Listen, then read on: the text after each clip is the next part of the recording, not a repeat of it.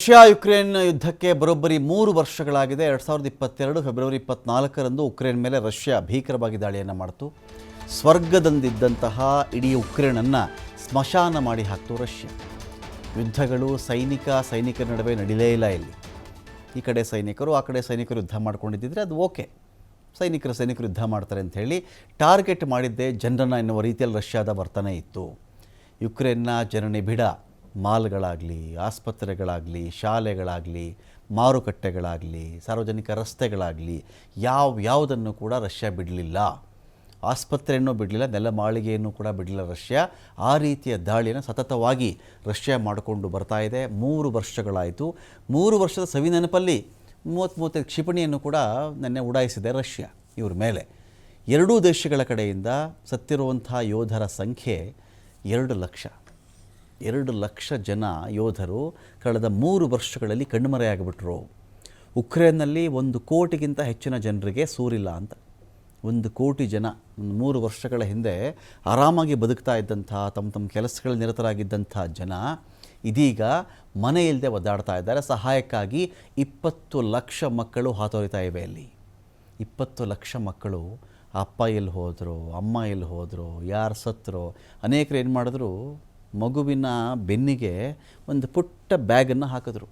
ಬ್ಯಾಗಲ್ಲೊಂದು ಚೀಟಿ, ನಾವು ಹೇಗಿದ್ದರೂ ಸತ್ತು ಹೋಗ್ತೀವಿ, ಇಲ್ಲಿ ಎಲ್ಲಾದರೂ ಅಕ್ಕಪಕ್ಕ ದೇಶಗಳಿಗೆ ಏನೋ ಟ್ರೈನ್ ವ್ಯವಸ್ಥೆ ಮಾಡಿದ್ದಾರೆ ಅಂತ ಹೇಳ್ತಾರಲ್ಲ, ನೀವು ಹೋಗಿ ಬದುಕೊಳ್ಳಿದ್ರೆ ಒಂದು ಚೀಟಿ, ಆ ಮಗುವಿಗೆ 1 ಹೊತ್ತಿಗೋ 2 ಹೊತ್ತಿಗೋ ಬೇಕಾದಂಥ ಊಟ, 1-2 ಬಟ್ಟೆ ಇಟ್ಬಿಟ್ಟು ಕಳಿಸ್ಬಿಟ್ರು. ಆ ಮಕ್ಕಳು ರೈಲ್ವೆ ಸ್ಟೇಷನಲ್ಲಿ ಹತ್ಕೋಬಹುದು, ಆ ಕಡೆಯಿಂದ ರಿಸೀವ್ ಮಾಡಬಹುದು, ಅನಾಥಾಶ್ರಮಕ್ಕಾದರೂ ಹೋಗಬಹುದು, ರಿಸೀವ್ ಮಾಡದೇ ಇರಬಹುದು, ಯಾವುದಾದ್ರೂ ಬಿಡಾರ ಸಿಗಬಹುದು. ಹಾಗೆ ಬದುಕೊಳ್ಳಿ, ನಮ್ಮನ್ನಂತೂ ಸಾಯಿಸ್ಬಿಡ್ತಾರೆ, ಇಲ್ಲಿ ನಮ್ಮ ಮಕ್ಕಳಾದರೂ ಬದುಕಲಿ ಅಂಥೇಳಿ ಯುಕ್ರೇನಿಯನ್ಸ್ ಆ ಕೆಲಸವನ್ನು ಮಾಡಿದ್ರು. ಈ ತರಹದ ಮಕ್ಕಳ ಸಂಖ್ಯೆ ಯು ಮೇ ನಾಟ್ ಬಿಲೀವ್, 20 ಲಕ್ಷ ಮಕ್ಕಳು, 20 ಲಕ್ಷ ಹಾಲುಗಲ್ಲದ ಮಕ್ಕಳು ಉಕ್ರೇನ್ನಲ್ಲಿ ಇವತ್ತಿಗೆ ಅತಂತ್ರರಾಗಿದ್ದಾರೆ. ಅನೇಕರು ಆಚೆ ಹೋದರು, ಬೇರೆ ದೇಶಕ್ಕೆ ಹೋದರು. ಅವರು ಬದುಕಿದ್ದಾರೋ ಸತ್ತಿದ್ದಾರೋ ಊಟ ಮಾಡಿದ್ವ ಮಕ್ಕಳು ಯಾವ ಯುದ್ಧ ದಾಹಗಳಿಗೆ ಏನೂ ಗೊತ್ತಿಲ್ಲದಂಥ ಕಂದಮ್ಮಗಳ್ರಿ ಅವು. ಏನೂ ಗೊತ್ತಿಲ್ಲ ಅವಕ್ಕೆ. ಈ ಯುಕ್ರೇನ್ ಯಾರೋ, ರಷ್ಯಾ ಯಾರೋ, ಇವನು ಯಾಕೆ ಯುದ್ಧ ಮಾಡಿದ್ನೋ, ಇವನು ಯಾಕೆ ಬಾಂಬ್ ಸಿಡಿಸ್ತಾ ಇದ್ದಾನೋ ಮಕ್ಕಳಿಗೆ ಬೇಕಿಲ್ಲ.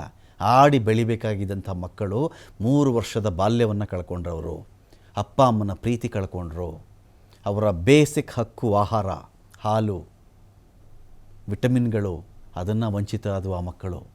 ಇದು ದೊಡ್ಡ ಬುದ್ಧಿವಂತರು, ಅಪಾರ ಜ್ಞಾನಿಗಳು, ತುಂಬ ತಿಳುವಳಿಕೆ ಇರ್ತಕ್ಕಂಥವ್ರು. ಅವನು ಯಾರೋ ಪುಟಿನ್ನು, ಇವನು ಯಾರೋ ಝೆಲೆನ್ಸ್ಕಿ. ಇಂತಿಂಥ ಮಹಾನ್ ನಾಯಕರು ವಿಶ್ವಕ್ಕೆ ಆದಂಥ ಗಾಯ ಅಲ್ವೇನ್ರಿ ಯುಕ್ರೇನ್. ಇಡೀ ವಿಶ್ವದ ದೊಡ್ಡ ಗಾಯ. ಯಾರೇನು ಮಾಡದೆ ಸುಮ್ಮನೆ ಇದ್ದಾರೆ. ವಿಶ್ವವನ್ನು ಒಂದು ದೇಹ ಅಂತ ನಾವು ಟ್ರೀಟ್ ಮಾಡಿದ್ರೆ ಇದು ದೊಡ್ಡ ಗಾಯ ಅಲ್ವೇನ್ರಿ. ಇಸ್ರೇಲ್, ಗಾಜಾ ಪಟ್ಟಿ, ಪ್ಯಾಲೆಸ್ತೀನ್, ಇವೆರಡು ದೊಡ್ಡ ಗಾಯಗಳಲ್ವ ಇಡೀ ವಿಶ್ವಕ್ಕಾಗಿರೋದು. ಆ ಗಾಯಕ್ಕೆ ಒಬ್ಬನಾದರೂ ಮುಲಾಮ್ ಹಚ್ಚಿದ್ನ, ಫಸ್ಟ್ ಏಡ್ ಮಾಡಿದ್ನ ಆ ಗಾಯಕ್ಕೆ? ನೋ. ಒಬ್ಬನಾದರೂ ಮುಲಾಮ್ ಹಚ್ಚೋ ಕೆಲಸನೂ ಮಾಡಲಿಲ್ಲ, ಫಸ್ಟ್ ಏಡ್ ಮಾಡಲಿಲ್ಲ. 20 ಲಕ್ಷ ಮಕ್ಕಳು. ಮೂಲಭೂತ ಹಕ್ಕುಗಳ ಉಲ್ಲಂಘನೆ ಅಲ್ವಾ? ಮಕ್ಕಳ ಹಕ್ಕುಗಳ ಉಲ್ಲಂಘನೆ ಅಲ್ವಾ? ಆಹಾರದ ಹಕ್ಕಿನ, ಶಿಕ್ಷಣದ ಹಕ್ಕಿನ, ಅವರ ಪೋಷಕಾಂಶದ ಹಕ್ಕಿನ ಉಲ್ಲಂಘನೆಗಳಾಗಲ್ವೇನ್ರಿ ಇವೆಲ್ಲವೂ ಕೂಡ? 20 ಲಕ್ಷ ಮಕ್ಕಳ ತಂತ್ರ. ಏರ್ಪೋರ್ಟ್, ಶಾಲೆ, ಕಾಲೇಜು, ಆಸ್ಪತ್ರೆ, ಸೇತುವೆ ಎಲ್ಲವೂ ಧ್ವಂಸ. ಜಲಸಂಗ್ರಹಾಗಾರಗಳು, ವಿದ್ಯುತ್ ಸ್ಥಾವರಗಳು ಎಲ್ಲವೂ ಧ್ವಂಸ.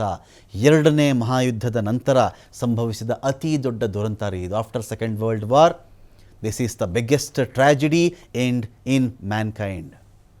ಮನುಕುಲದ ಇತಿಹಾಸದಲ್ಲಿಯೇ 2ನೇ ಮಹಾಯುದ್ಧದ ನಂತರದ ಭೀಕರ ದುರಂತ ಇದು.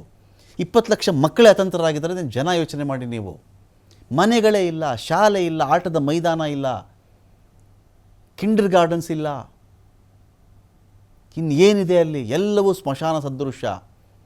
ಓದಿದ್ದೀವಿ, ವಿದ್ಯಾವಂತರು, ನಮಗೆ ಅಷ್ಟು ಗೊತ್ತು ಇಷ್ಟು ಗೊತ್ತು, ನಾನು ಅಲ್ಲಿಗೆ ಅಧ್ಯಕ್ಷ, ನಾನು ಇಲ್ಲಿಗೆ ಪ್ರಧಾನಿ, ಇದೆಲ್ಲ ಮಾತಾಡ್ತಾ ಇರ್ತೀವಿ.